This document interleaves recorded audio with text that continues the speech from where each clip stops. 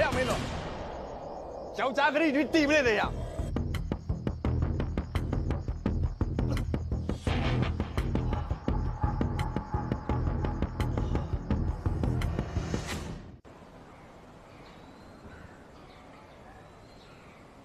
ဒါတော့39မိနစ်တည်းမှာရွှေနဘေးဆိုတဲ့နတ်ကိုဒါ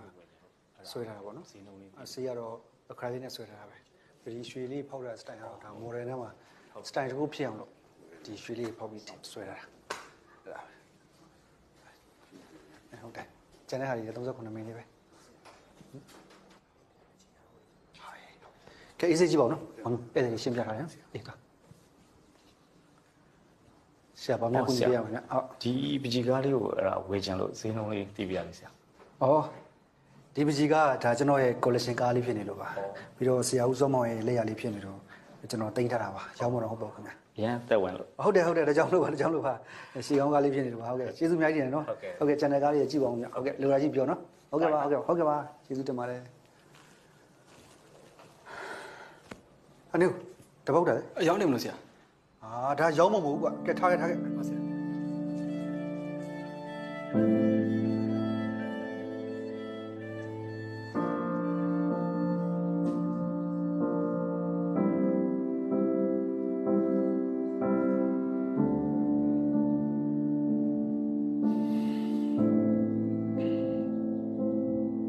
ဘာရှာနေရလဲမုံရဲ့ပကြီးကားတွေနဲ့ဓာတ်ပုံလေး။အော်အဲ့ဒါဟိုဘုံနဲ့ပါလေမုံရဲ့။ဘာများလဲလို့ဟဲ့အရေးကြီးရပစ္စည်းလားလို့အရေးကြီးတာပေါ့နင်ရလေ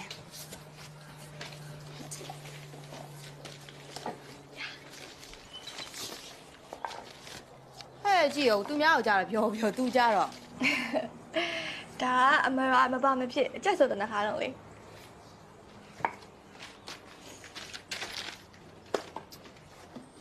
အမအနေမမိသေးလား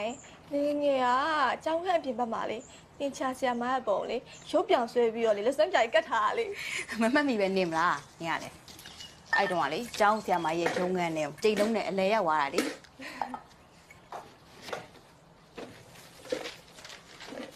မကြည့်လိုက်တက်လားမွေးတွေကကဘာကျော်မဲ့အမှုပညာလက်လီဟုတ်ပါရဲ့အော်ဟဲ့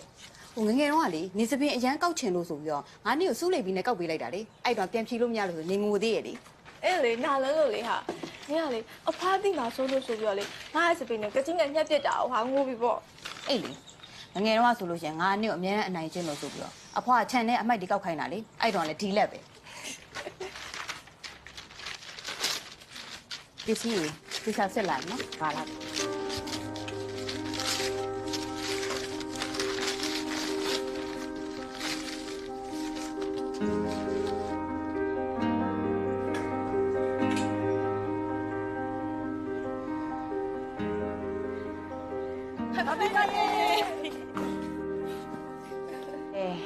ဖွားမြေးတွေ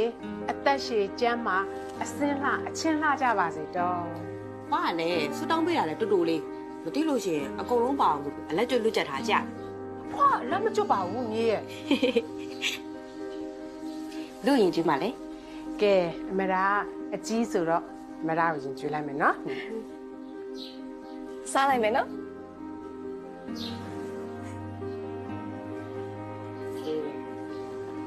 ကဲဒါသမီးလေး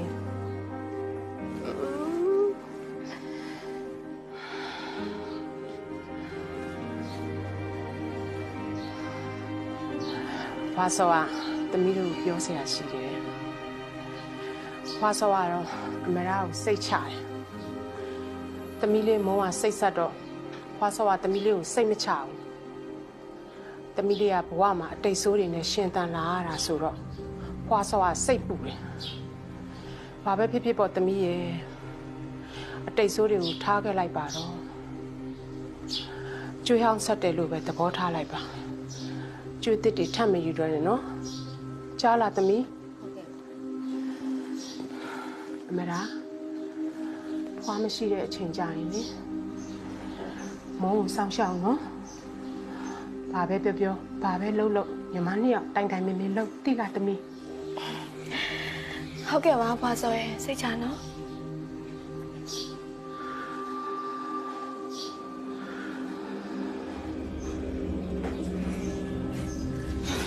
ဖွားလေမိုးနေမှာဘာပြောနေမှလည်းမသိဘူး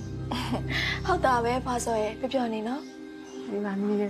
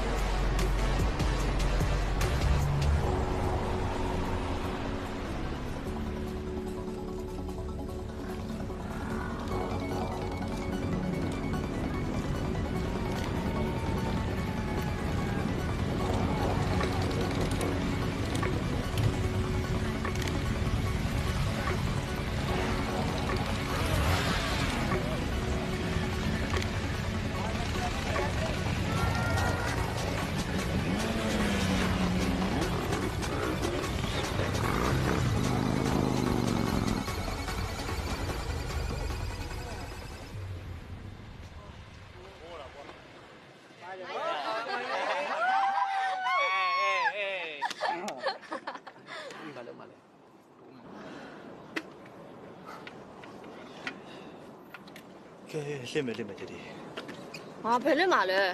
ငါအပြပြန်ချင်းလေးကိုဟာငါတနေရာထက်သွားကြရအောင်လေ ကြည်နင်းအကြောင်းလည်းသိရတာလေဟာငါလိုက်ဖို့အောင်မနေအောင် အဲ့ကဘာမှဖြစ်ဘူးဟာဟဲ့ငါတို့မုန်းသွားစားရအောင်ဟာနော်နော် စရီရဲ့မိုးဝင်လည်းပြန်มาပဲဥစ္စာနော်တူတူပြန်လိုက်ပါအေးလေဟာဒါပြင်ငါတို့ကတနေရာဆက်ပြီးဒိုးအောင်ပါငါတို့ဒိုးမဲ့နေရာတို့လိုက်လို့ရမှာမဟုတ်ဘူးနော်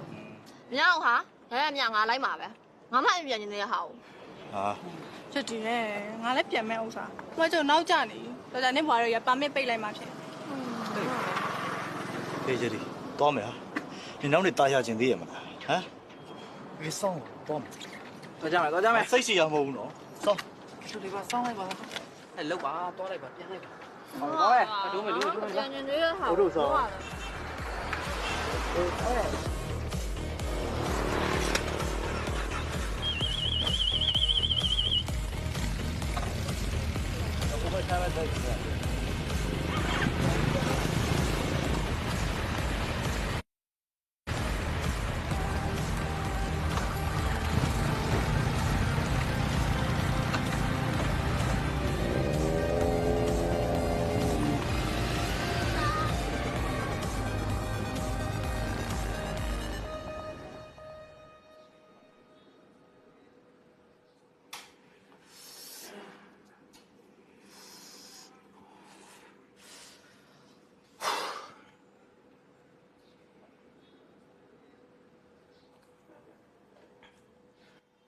ယ်လို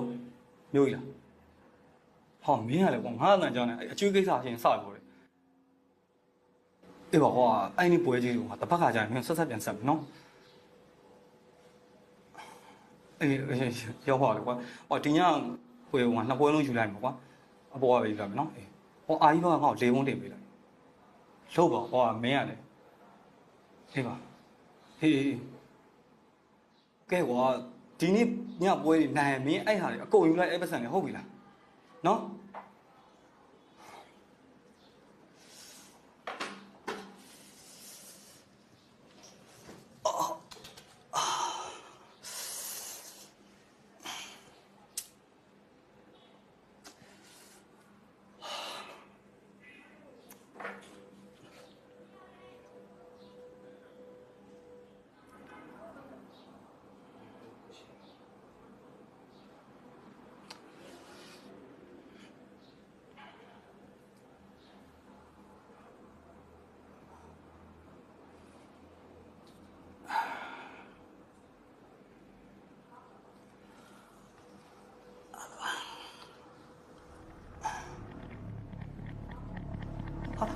ဟယ်လို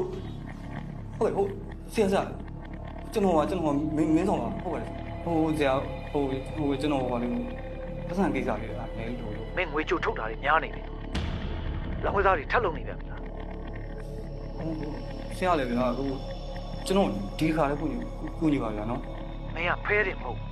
ချင်းရောပေါ်လုံးရောလောင်းကစားမှန်တယ်အကုန်လုံးတဲ့ကုန်ပတ်စံဆက်ရှိတော့မင်းကုန်သွားမယ်ရိုက်ထုတ်လို့လောက်မှာမဟုတ်မပေးနိုင်ဘူး ခမရအဲ့လိုလားဟာလေဖျားပြီးလို့နမ်းပြတ်တဲ့ဘောလားခမရတော့ကြုံမလို့တော့ဘူးဆိုတော့အပေကြလို့လား တိတ်စမ်းရှောက်ပြောနေစမ်းငါကျွေးထားတာမင်းလေဘေးမှာရှိမကြည့်လိုက်ဦး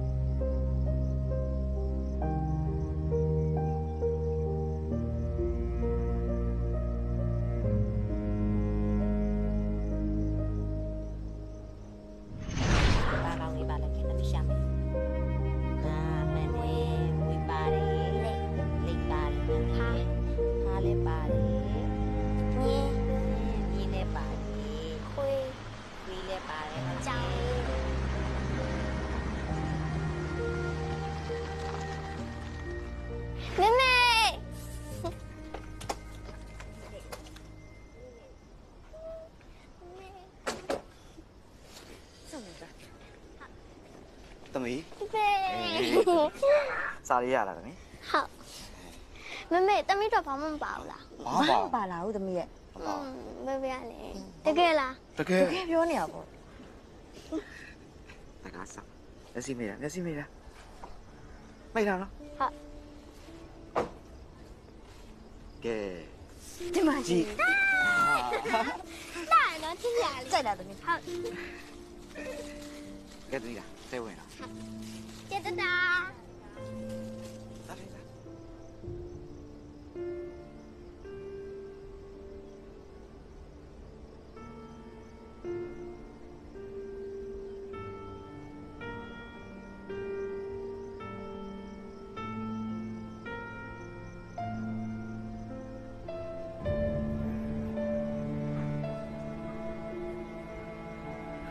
သွားရအောင်လေမောင်ရဲ့ညနေပါတီပွဲလေးရှိသေးတယ်ပါတီပွဲသွားရအောင်မယ်လေ